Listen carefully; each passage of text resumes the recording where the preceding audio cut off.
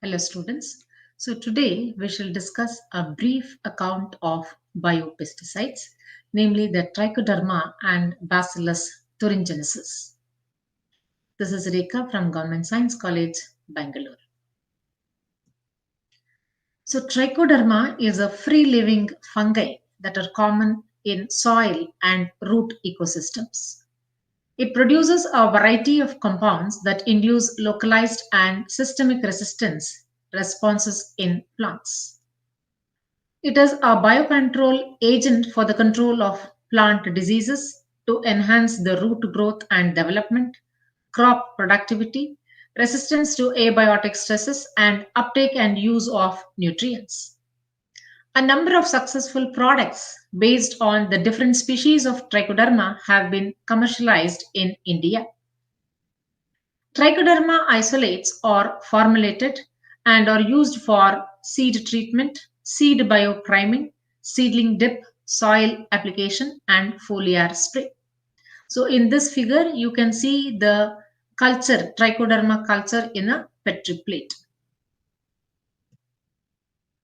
So, this is a chart wherein different species of Trichoderma which acts as a biocontrol agent on different pathogens which causes the plant diseases in the crops like rice, maize, wheat, tomato, potato, etc.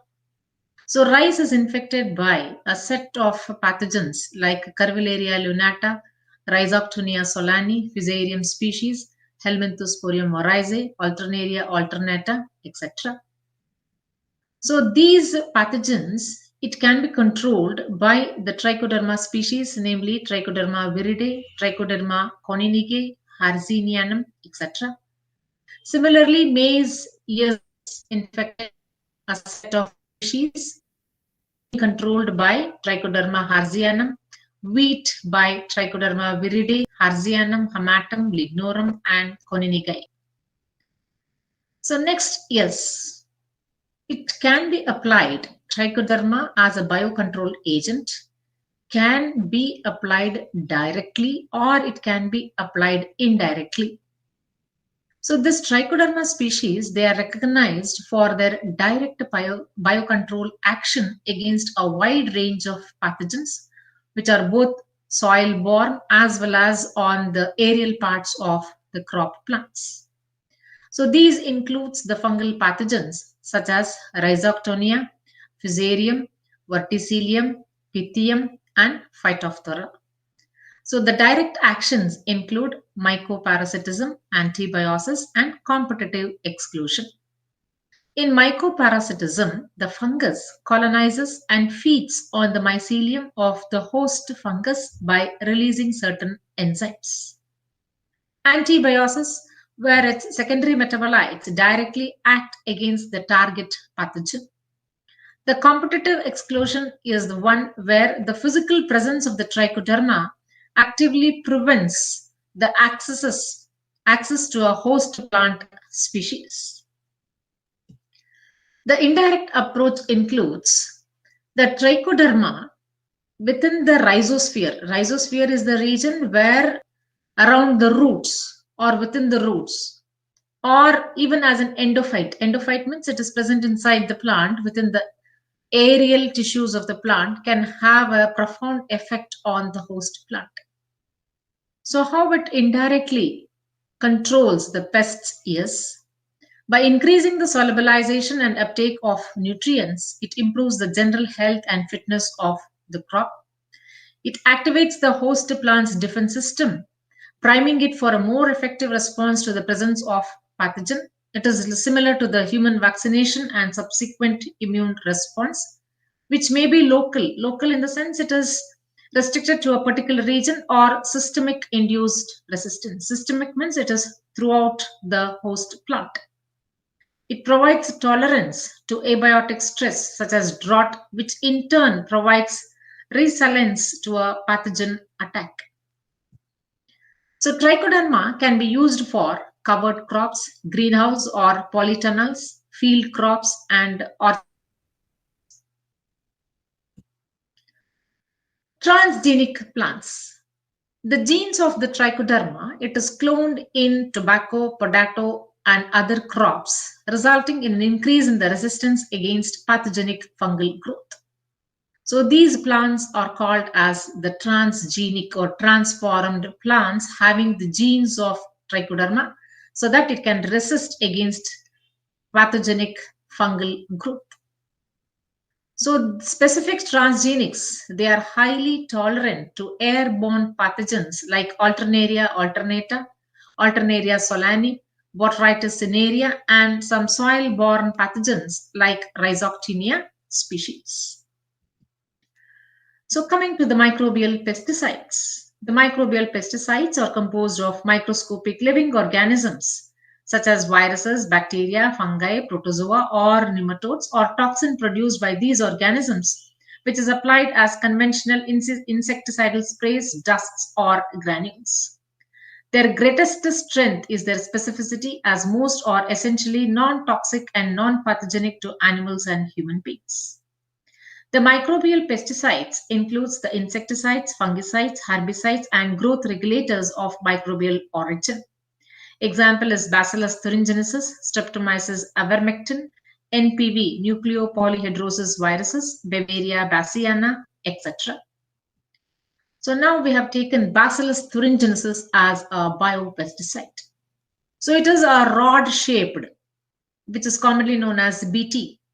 It is a bacteria, aerobic soil-borne bacteria, which is rod-shaped, spore-forming, gram-positive. So this bacteria, it produces several toxins which can be obtained in crystalline forms. These toxins have insecticidal properties and pathogenic to larvae of Lepidopteran, Dipteran, and Coleopteran insects.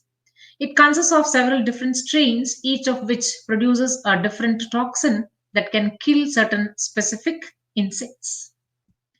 So, in addition to the endospore, it produces a parasporal proteinaceous body known as crystal protein. It is also called as cry protein, which is insecticidal, which is having insecticidal property. The parasporal body comprises of crystals and tightly packed with proteins called protoxins or endotoxins. So when this parasporal crystal is ingested by the target insect, the protoxin gets activated in the gut by a combination of alkaline pH and proteolytic enzymes.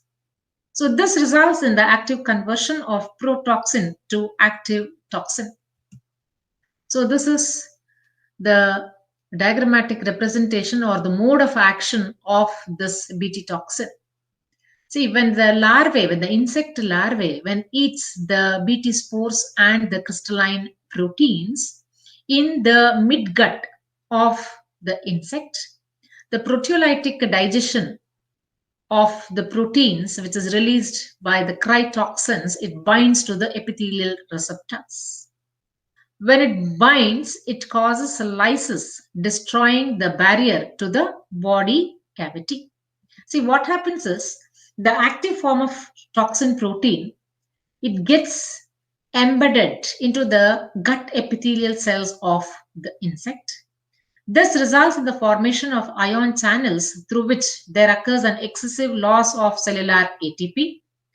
As a result, cellular metabolism ceases, insect stops feeding and becomes dehydrated, and finally it dies. It is also possible to genetically modify the plants similar to the transgenic plants by inserting the Bt gene and provide pest resistance to these transformed plants. So here also the same diagram here. See here in the first block, you see the ingestion of the spore and the protein crystal, the dissolution of the protein crystals in the midgut, and the activation of the protein binding to the specific receptors, and vacillation of the cytoplasm takes place, resulting in cell disruption. So to summarize this, the use of biopesticides in agricultural crop production is the best way to replace synthetic chemicals. Biological control seems to be the best alternative to disease suppression with no environmental hazards. The success of biocontrol agent depends on the availability of effective formulations of biocontrol agents, their survival during storage, and rapid multiplication and colonization after inoculation. Researchers have proved that the bioagents also trigger growth of the host plants. So bioagents themselves being non-pathogenic to plants, it need to be formulated in a way that favors the activity and survival of microbes they contain. Thank you.